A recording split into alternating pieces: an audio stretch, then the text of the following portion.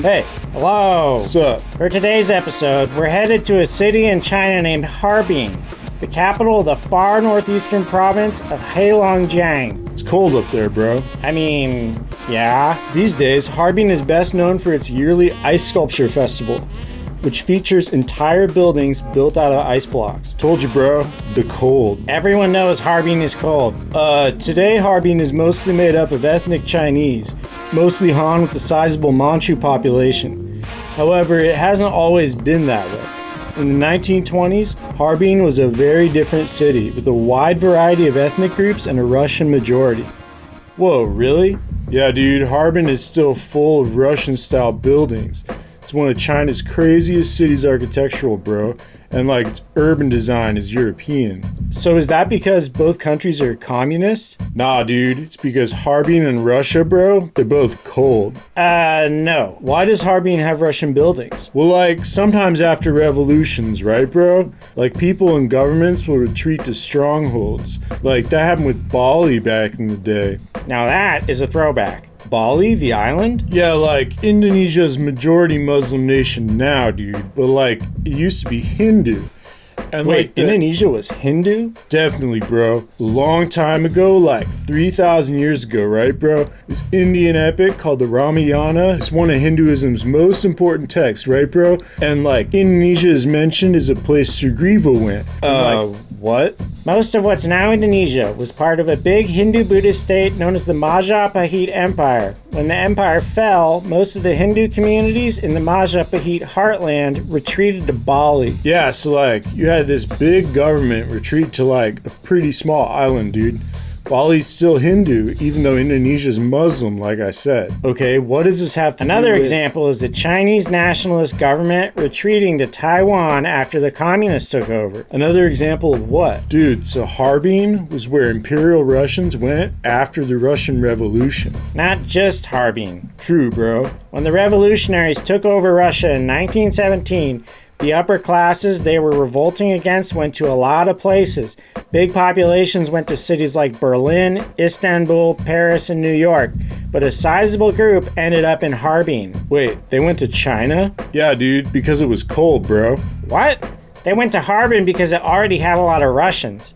Anyway, the city was in China, so there was, of course, a big Chinese population. And the way they were treated was pretty messed up. But the story of Harbin is worth telling because Russians were able to create a very Russian city in another country due to a pretty unique political situation. And the cold, dude. What? The cold, bro. It's Red. Prompter. In 1896, Imperial Russia and China signed a treaty that allowed Russia to construct a railroad through Manchuria, the northernmost region of China. That railroad, known as the China Eastern Railway, was a leg of the Trans-Siberian Railway, which would connect European Russia to Vladivostok, Russia's port on the Pacific. Wait, Russia has a port on the Pacific? Yeah, dude, it had Alaska once too, bro.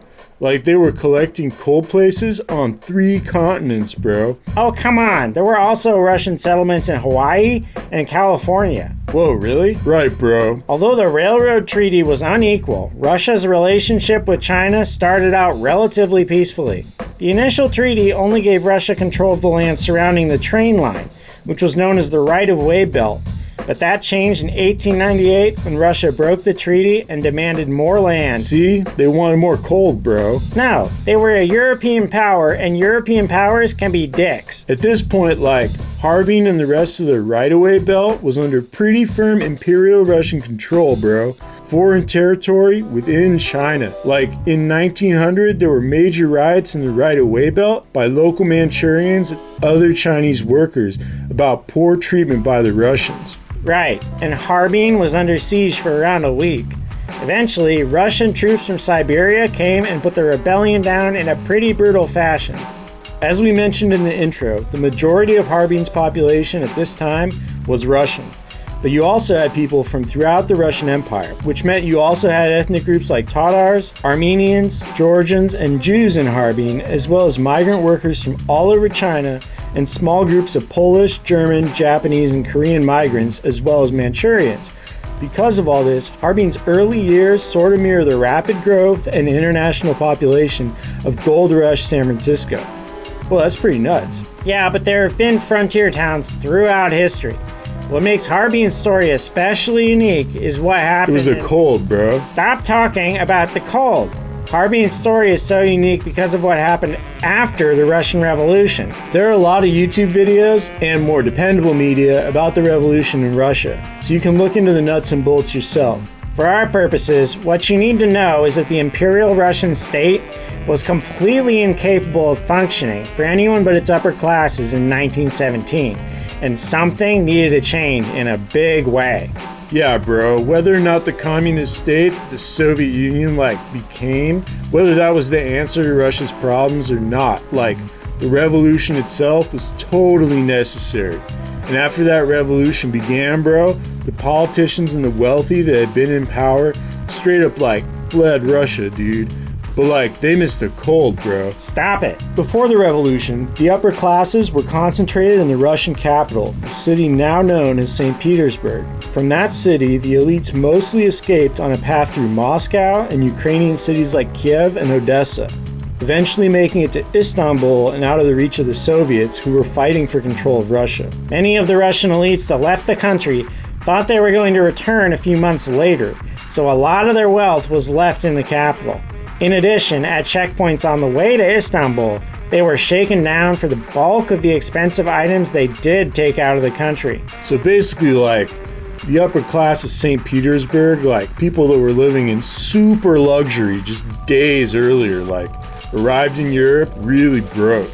And most would never go home again, bro. That sucks. Again, dude, Imperial Russia was messed up. And they pretty much deserved it. And the elites that stayed in Russia had to deal with the hostile society during the early years of Soviet rule. So the exiles might have been the lucky ones. Right, dude. The former Russian elites mostly ended up in western cities like New York, Paris, and Berlin, although a large group remained in Istanbul. Exiles in those cities would obviously have to assimilate to new cultures and learn new languages to survive. Yeah, in those cities, dude, they were missing something. Don't say the cold. The cold, bro. I hate you. But there was one destination where Russian would remain the language of choice, and the culture of Imperial Russia would continue to thrive. It was the city that had formed in China for the construction of the Trans-Siberian Railway, Harbin. Whoa, that's trippy. Yeah, bro. The Chinese government only recognized the Soviet Union as legitimate in 1924, so it was still kinda honoring the old treaty it had with Imperial Russia. That and railroad construction was an economic engine that benefited the Chinese. The right-of-way belt around the railroad was still officially property of Russia, dude, until 1920. And after that, the Chinese, didn't really mess with it, bro. Some weird political stuff must have been the cold, bro. So what was Harbin like? Well, after Hurricane Katrina hit New Orleans, right, bro? Something happened where the city rebuilt, more New Orleans than it had before. What? New Orleans restaurants were going out of style before Katrina. But after the hurricane, all people wanted to eat was comfort food, bro. New Orleans specific food, dude. Right, and Harbin was similar in that everything there was really, really Russian. Sort of what they missed about the old Russia. Oh, okay. The currency in Harbin was the ruble, same as Russia, and Russian units of measurement were used. Ballet and opera were really popular, and there were a lot of charity balls people would really dress up for. They even resurrected forgotten Russian traditions, like getting your fortune told on New Year's Eve. The architecture was totally Russian, bro. I mean, a lot of it still is today. To be fair, it wasn't just old Russian culture. For sure, dude, but it wasn't Chinese. Harbin looked to Paris for the latest styles, bro, instead of Shanghai. Even though Paris is way further away, dude. Yeah, and although there were Russian populations in other Chinese cities like Tianjin, Tsingtao, and Shanghai, Harbin kind of did its own thing. People wore a lot of fur. A lot of the time that fur was dyed different colors, dude.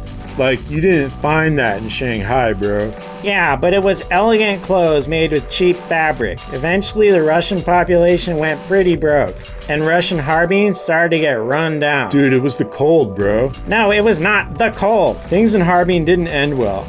Soviet Russians came in after the railroad was turned over to the USSR, and a lot of people were sent to the Gulag. And during World War II, Harbin was Oh man. Yeah, there were war atrocities. Let's move on. Eventually, like, more and more Han and Manchu people started to come to Harbin, and it became more and more of a Chinese city, bro. The Russian population is totally tiny today, even though you'll still find Russian influences on, like, the city's food, dude.